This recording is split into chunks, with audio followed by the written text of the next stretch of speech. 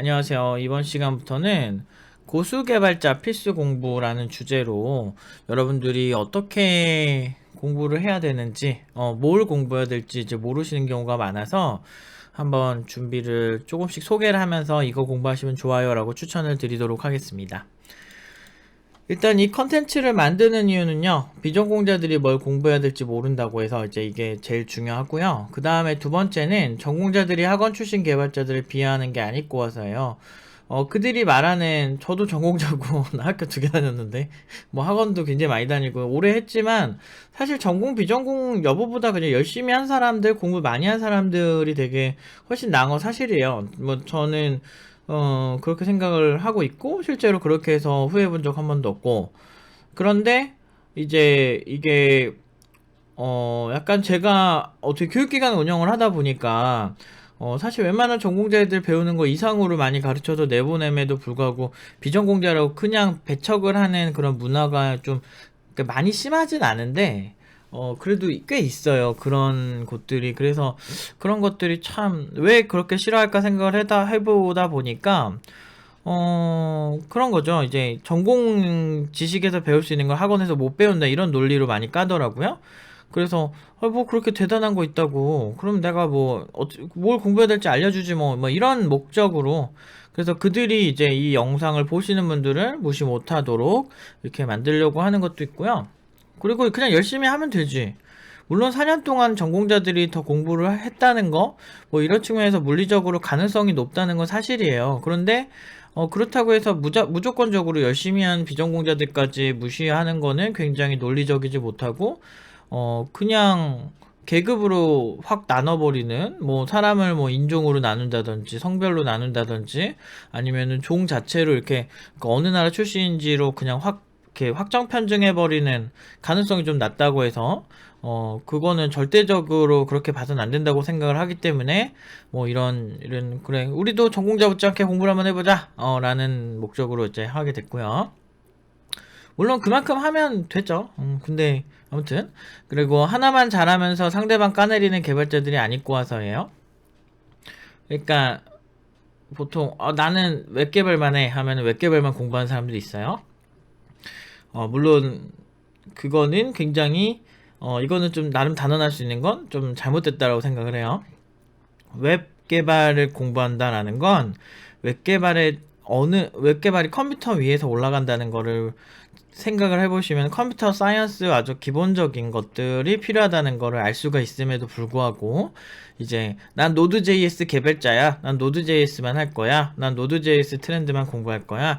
난 노드.js야. 말하면서 이런 사람들 여러분들은 최소한 그런 개발자가 되지 마시라는 바람에서 이제 알려드리고요. 그리고 골고루 성장하려면 잘 알아야 하기 때문이라는 것도 이제 있고, 그리고 연결성 있는 기본이 되는 기술들이 많다는 걸 알려주고 싶었고요.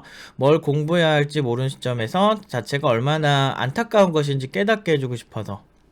이게 무슨 얘기냐면, 뭘 공부해야 될지 제대로 공부하고 있다면 뭘 공부해야 될지 모르겠다가 아니고, 공부할 게 너무 많은데 시간이 부족하다가 원래 맞아요. 그런데 이제 그 수준까지 가기가 되게 어렵죠. 이것도 공부해야 되고, 이것도 공부해야 되고, 이거를 다시 다들 모르더라고. 그래서 그거를 조금 수동적으로 제가 이제 이렇게 떠먹여 주려고 이제 이 영상을 만들었습니다. 그리고 세상은 넓고 대단한 사람 많다라는 거를 이런 공부를 하다 보면 아시게 돼요. 그러면서 내가 어떻게 살아야 될지, 개발자로서 나를 어떻게 정의하고 살아야 될지 이런 여러 가지 세계관도 좀 정의가 되지 않을까 해서 이제 이런 컨텐츠를 시작하도록 하겠습니다. 그래서 1편은 TCP 공부예요. TCP는 컴퓨터 공학과에서도 많이 배우는 거예요. 그래서 보통 이제 3학년에서 4학년에서 소켓 통신 프로그래밍 뭐 이러면서 많이 하거든요. 이게 어떤 거냐면 그러니까 보통 이런 거를 이제 비전공자들이 모르는 경우가 많아요. 이제 전공 같은 경우는 이제 한 학기 정도를 최소 투자를 해가지고 뭐 이렇게 채팅도 만들고 이런 것도 하고 이론 공부도 하고 그러는데 이제 그런 것 때문에 전공자 우월주의에 빠진 사람들이 비전공자들 이런 거 가지고 무시하는데 그래도 공부를 했으니까 더 이제 인정받아야 되는 거 맞다고 생각은 하지만 그래서 우리가 이제 이런 거를 좀 공부를 해야 된다는 거예요. 전공자 한 학기 한 만큼 여러분들 열심히 하실 필요성이 있어요. 그래서 일단 이게 보통 컴공에서 이거를 가르치는 이유는 보통 그런 면이 좀 있어요. 이런 소켓 통신 프로그래밍이 기본이 되는 경우가 되게 많아요. 그게 무슨 얘기냐면 그 밑에 가서 이제 말씀을 드릴게요. 보통 컴퓨터 사이언스, 그러니까 지금 컴퓨터 공학과에서 가르치는 과목들이 사실은 이게 뭐 한국에서만 가르치는 느낌보다는 한국에 있는 교수들이 직접 독창적으로 만든 커리큘럼이 그렇게 많지 않아요. 제 개인적인 생각이지만 그런 것보다 이제 해외를 참고로 굉장히 많이 합니다. 왜냐면 해외에서 공부한 교수들이 많이 들어오거든, 한국에. 그렇게 해가지고 이제 그냥 카피하는 거지. 근데 그걸 만든 사람들이 어쨌든 꽤 괜찮은 수준의 해외에 있는 괜찮은 교수들이라는 거죠. 합리적인 그런 거고, 이런 TCP는 어떤 코어적인 성향을 많이 가져요. 코어라는 게 뭐냐면 중심, 핵, 뭐 이런 중심축 이런 뜻인데, 그래서 어쨌든 알아야 됨. 그래서 1974년 IEE에서 시작된 프로토콜이에요. 그래서 IEE가 무슨 뜻이냐면 어디 있지? IEEE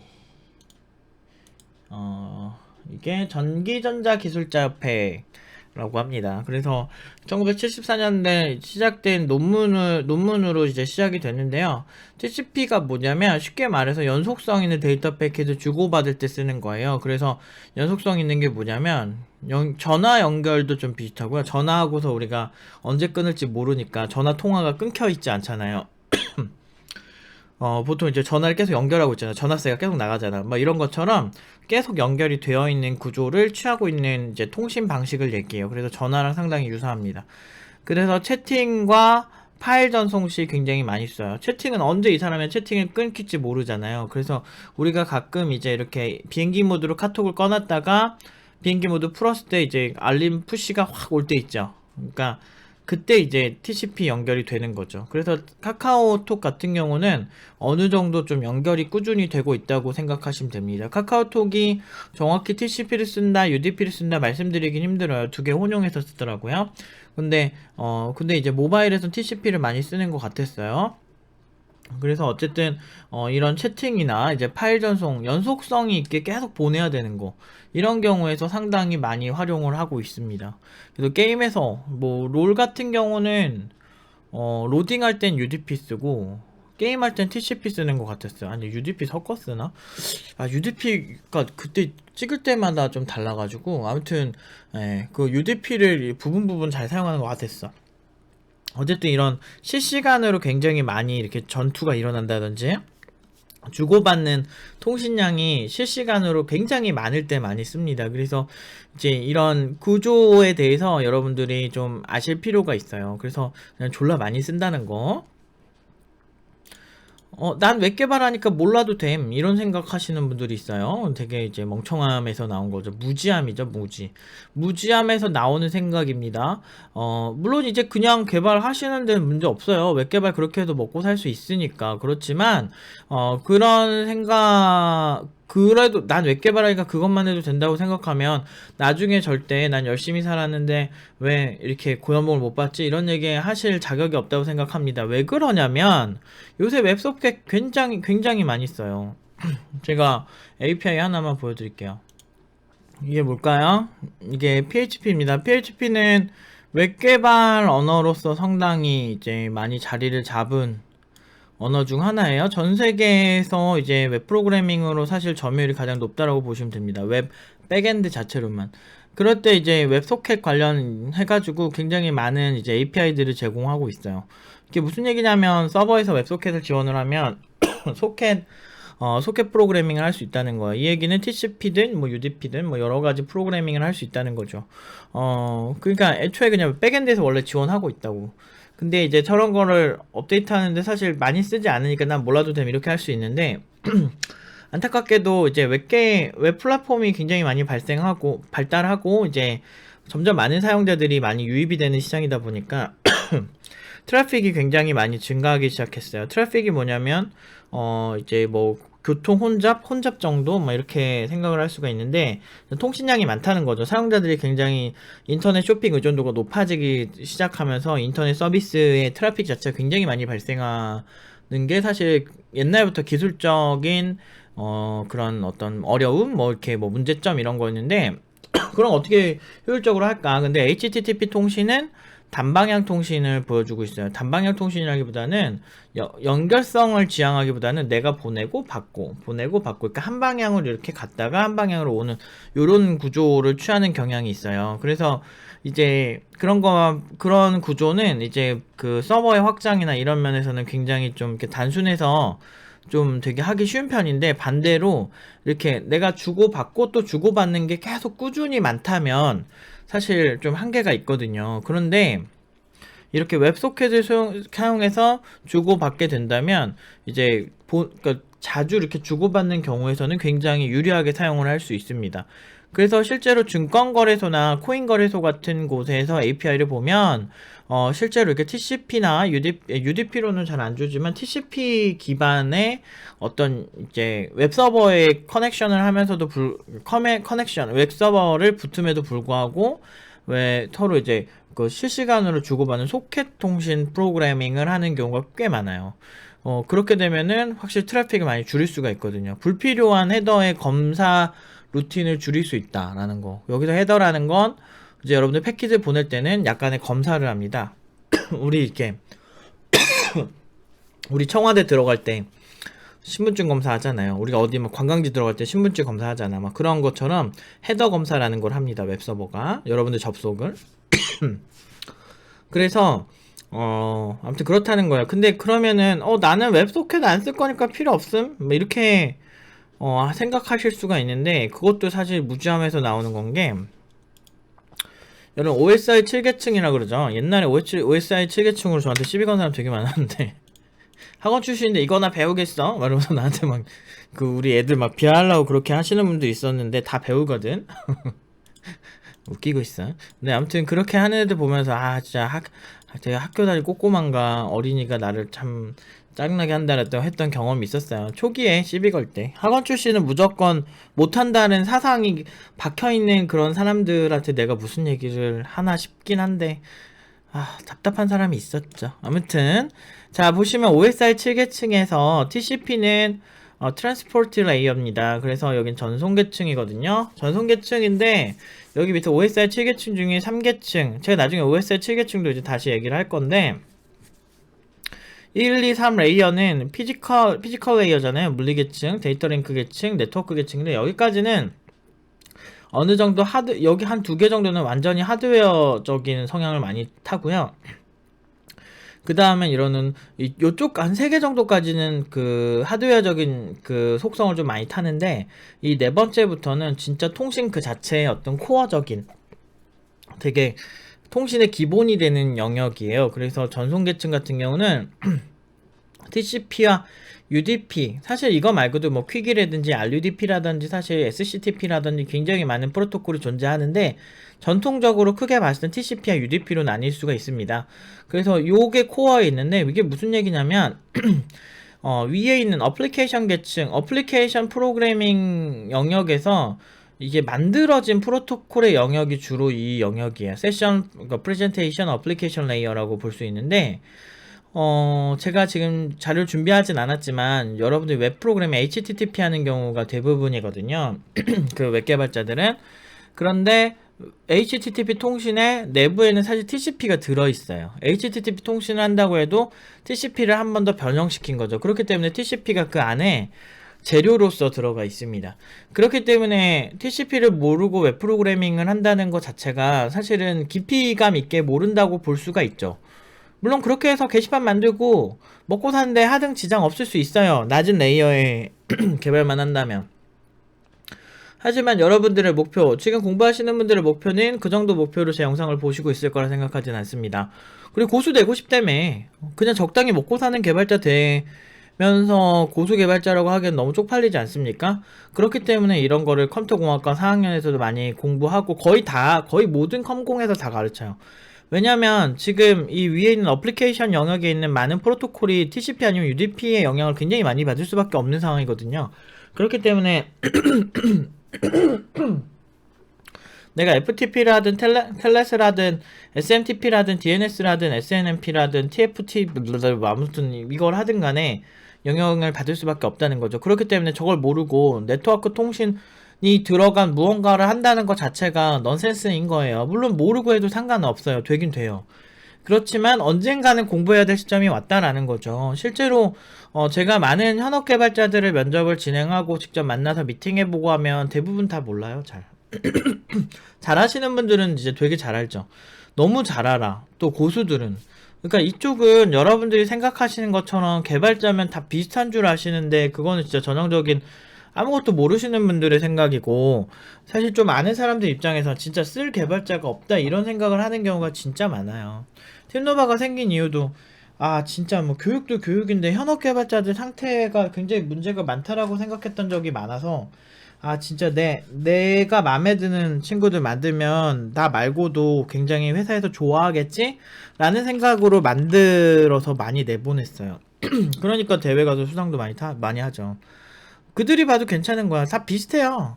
근데 이런 어떤 기본 코어적인 거를 공부를 꾸준히 잘 시키죠. 그렇게 되면은 사실 뭐 UDP 프로그래밍을 하든 TCP를 하든 FTP를 하든 뭐 SNTP를 하든 뭐 뭔가를 하든 다 잘해요. 팀노바 영상 스트리밍 프로토콜 할 때도 코어가 UDP냐 TCP냐 이런 거 다 따지거든요. 그 코어가 그래서 공부가 잘 돼 있어야 돼요. 그래서 TCP는 코어 중에 코어다. 그리고 요즘은 웹 프로그래밍을 하든 뭘 하든 여러분들 자유로울 수 없다. 통신이라는 게 들어가면 무조건 해야 되는 거야, 그냥. 알겠죠? 그래서 요거 공부 꼭 하셔야 돼요. 그러면 어떻게 공부해야 돼요, 노부 팀장님? 라고 얘기를 하신다면, 일단은 아무거나 원하는 언어를 선택하세요. 가능하면 C샵이나 자바, 파이썬, 스칼라, 뭐 코틀린, 스위프트 같이 뭐 스칼라는 여기서 좀 빼야 되겠다. 이렇게 포인터를 안 쓰는 거나 좀 이렇게 포인터를 이해하면 접근 난이도다. 뭔 소리야 내가. 그러니까 접근 난이도가 높은 언어를 조금 피하시는 게 좋아요. 처음 하신다면. 그렇지만 내가 C나 C++를 원래 잘해. 그렇게 하신다면 뭐 편한 거 하셔도 돼요. 근데 여기서 조금 제가 좀 지향하고 싶은 거는 뭐냐면, 그러니까 하지 않으셨으면 하는 언어는 이제 그 웹 기반에서 웹소켓 프로그래밍부터 시작하시는 거를 조금 안 하셨으면 좋겠어요. 그러니까 그 얘기는 뭐 자바스크립트로 뭐 한다든지 아니면은 뭐 이렇게 백엔드에서 소켓 통신을 한다든지 뭐 이거 자체를 그러니까 좋아한다기보다는 좀 이렇게 하지 않으셨으면 한다는 거죠. 왜냐면 웹소켓 프로그래밍은 이미 웹서버의 구조의 소켓 프로그래밍의 구조로 더 쉬운 구조기 때문에 살짝 프로토콜이 살짝 달라요. 그러니까 한 번 더 손을 거친 프로토콜이라서 TCP 그 자체의 어떤 좀 코어한 면은 조금 그러니까 따지고 보면 다 똑같긴 하지만 살짝 조금 더 웹서버의 속성이나 이런 구조적 특징을 좀 따른다 라는 측면 때문에 일단 웹소켓 공부하기 전에 그냥 TCP로 플랫하게, 그러니까 플랫하다는 건 순수하게 그냥 검은 화면에서 순수하게 여러분들이 이렇게 빌드했을 때 검은 화면에서 실행이 될 수 있는 그런 영역에서 공부를 하셨으면 좋겠어요. 그게 좀 덜 헷갈리거든. 그렇게 하신 다음에 웹소켓 프로그래밍으로 그 다음에 이제 하시면 되게 쉽게 하실 수 있을 거예요. 그래서 C샵이나 자바, 파이썬, 이제 스칼라를 뺄게요. 스칼라는 포인터가 되는 걸로 알고 있어요. 뭐 고도 괜찮고요. 좀 이렇게 문법이 쉽고 막 이런 거를 추천하고요. 근데 뭐 C나 C++에서 해도 되긴 해요. 되긴 되는데 개인적으로 C랑 C++로 이제 그 서버 짜거나 이런 걸 저는 안 하거든요. 왜 그러자면 저 옛날에 고객들 게임 서버 만들어줄 때 진짜 이런 문제가 게임 중에 진짜 은근히 많이 발생하는데, 게임 서버가 다운이 되는 그런 서버들 있잖아요. 그런 경우는 이제 이런 서버 프로그래밍을 할 때 좀 이렇게 C나 C++는 강력한 기능을 가지고 있는 대신에 내가 메모리 참조를 조금만 잘못하면 서버가 뻑이 날 때가 있어요. 근데 가능하면 그래서 서버 프로그래밍 할 때는 저는 C랑 C++로 짜시는 걸 추천을 잘 안 해요. 왜냐면 실수하게 되면 제가 아는 그 제자들 중 한 명은 게임 회사를 갔는데 그 회사는 13년 전, 14년 전에 짠 소스를 이제 쓴대요. 근데 그 14년 전에 짠 소스가 만든 지가 꽤 되긴 했지만 그 게임으로 돈을 엄청 버신 분이 있어요. 되게 유명한 게임입니다. 근데 그 서버 소스를 기반으로 해서 짜긴 했는데 문제는 한 달에 한두 번씩 꼭 뻗는데요. 그냥 이렇게 찾기 힘든 버그로. 그렇게 오랫동안 유지보수를 해도 C랑 C+은 이제 그 만드는 사람의 숙련도가 되게 많이 타게 돼 있어요. 근데 이 영상을 보시는 분들은 대부분은 숙련도가 높기는 좀 힘든 분들이시다 라고 한다면 저는 어쨌든 C샵이나 자바, 파이썬 이런 걸 하고요. 그 다음에 나중에 C랑 C++로 해보시는 것도 나쁘진 않겠죠. 근데 저는 어렸을 때는 C랑 C++로 많이 짰는데, 이제 그러니까 약간, 포인터 세이프한 것들을 되게 좋아해요. 포인터를 잘못 다뤘을 때 뻗는 뭐 이런 게 싫어서 C랑 C++로 처음 하실 때는 추천하진 않아요. 그리고 문법 자체도 초보들이 하기에는 조금 이제 이해가 더 깊게 돼야 돼서 힘들 거예요. 아무튼 그래서 이런 걸 추천을 한다. 그리고 웹소켓은 그냥 기본 플랫하게 검은 화면에서 그냥 언어별로 그냥 먼저 프로그래밍 해본 다음에 웹으로 옮겨서 웹소켓을 해보시는 게 좋겠다. 뭐 이런 정도로 추천을 드릴 수가 있겠네요. 사실 뭐 따지고 보면 웹서버에서 TCP를 하든 뭐 어떻게 하든 사실 상관은 없는데 좀 느낌이 달라. 공부하는 느낌이. 실제로 PHP에서 CURL 뭐 이런 것도 다 소켓으로 해가지고 다 하긴 하는데, 근데 이제 어쨌든 됐고, 이걸 알게 되면은 참 좋은 게, 여러분들이 이제 JDBC 이제 지금 뭐 자바 하시는 분들은 JDBC로 뭐 스프링 같은 거 많이 쓰셔가지고 DB 커넥션 하시잖아요. 근데 이제 DB 커넥션 하실 때 잘 보시면 이제 얘네가 TCP/IP는 UDP 통신으로 주로 TCP를 쓰지만 TCP 통신으로 보통 이제 아이디 패스워드를 주고받고 합니다. 그리고 거기에 이제 SSL 같은, 그러니까 지금 TLS죠. TLS로 이제 암호화된 통신 같은 경우 하는 경우도 굉장히 많고요. 그래서 어찌 되었든 간에 이거를 공부하시면, 지금 제가 뭐 사실 TCP가 얼마나 좋은지를 사실 얘기를 하려고 해도 할 수 있는 게 너무 많기 때문에 그냥 존나 좋음 뭐 이렇게 생각하시면 돼요. 근데 이걸 모르고 만약에 뭐 내가 웹 개발자다 막 이렇게 하신다면 분명히 한계가 있으실 거라고 저는 생각하고요. 웹 개발 FTP를 하든 뭘 하든 영상 프로토콜 하든 뭘 하든 통신이 들어가면 무조건 해야 되는 거니까 이거 꼭 공부하셨으면 좋겠어요. 그래서 여러분들이 어쨌든 어떤 언어를 선택하신 다음에 그냥 소켓 프로그래밍을 해보세요. 그래서 주고받고 서버와 클라이언트 개념을 그리시고 소켓 프로그래밍을 해보셔도 좋아요. 물론 서점 가서 뭐 책도 있을 수도 있는데, 서점 가면 책도 있고 뭐 그냥 간단하게 실습하려면 얼마든지 할 수는 있는데, 그냥 블로그 같은 데 가도 그냥 간단하게 할 만한 그런 예제들 꽤 많을 겁니다. 제가 기회가 되면은 소켓 통신 프로그램 같이 해봐도 재밌을 것 같아요. 일단 강의가 나오게 되면은 거기에 포함을 시키려고 노력을 한번 해보도록 하겠습니다. 아무튼 꼭 해야 된다. 여러분 이거 꼭 공부하세요. 하여튼 여기까지 말씀드리도록 하겠습니다.